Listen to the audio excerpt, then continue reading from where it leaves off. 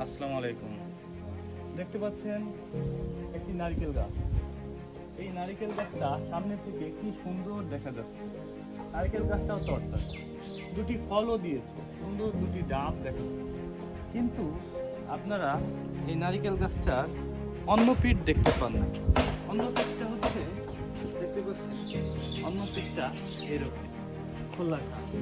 মানুষের, বেশিরভাগ পুরুষ মানুষের জীবনের উপরের পিঠটা হচ্ছে সুন্দর এবং ভিতরের পিঠটা হচ্ছে মূলত মনের দিকটা হচ্ছে এইরকম, এই খোলাসা।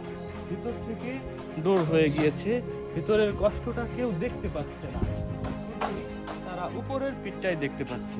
তাই আপনারা, আমার একটা করজোর অনুরোধ, শুধু মানুষের উপরের পিঠটাই দেখবেন না, মানুষের মনের খবরটা নিতে চান, মনের খবর জানতে চান, তাহলেই মানুষ আপনাকে ভালোবাসবে, এই পৃথিবীটা সুন্দর হয়ে যাবে।